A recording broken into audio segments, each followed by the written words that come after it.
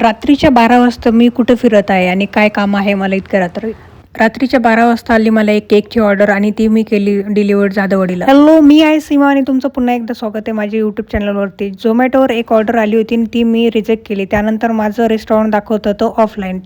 एका 8 ते 10 वर्षाच्या मुलाचा कॉल आला जाधववाडीवरून आणि तो म्हणाला मला जाधववाडीला एक केक डिलिव्हरी करून भेटेल का. माझ्याकडे केक रेडीच होता त्यामुळं मी त्याला हो म्हणाले.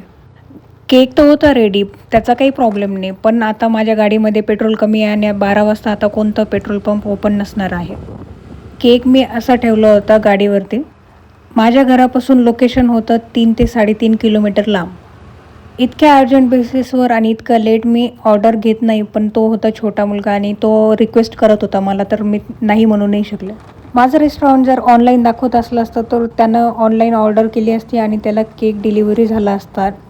मग मला इकडे केक डिलिव्हरी करायला यायची काही गरज पडली नसते. आता मी लोकेशनवरती पोहोचलेले आहे आणि त्याला कॉल केला की मी खाली आलेले आहे, तू केक घेऊन जा. कॉल त्याच्या आईने रिसीव्ह केला होता आणि त्यांनी कन्फर्म केलं की कितीला केक आहे. मग मी त्यांना सांगितलं आणि मग तो मुलगा आला आणि केक घेऊन गेला. केक तर झाला वेळेवर डिलिव्हरी, पण आता मला टेन्शन आलंय की माझ्या गाडीमध्ये पेट्रोल नाही आहे आणि इतक्या लेट पेट्रोल पंप काही ओपन नव्हतं. हे बघा, आता देवाचं नाव घेऊन बघू आता काय होतं ते पुढे. जरी बंद झालीच तर थोडंसं चालवावं लागेल, जास्त काही नाही आहे. 1-1.5 किलोमीटर राहिलं. फायनली पेट्रोल नाही संपला आणि सिक्युरिटीने गेट बंद करून ठेवलं होतं. नंतर त्यांनी ओपन केला. मी आले आता वरती.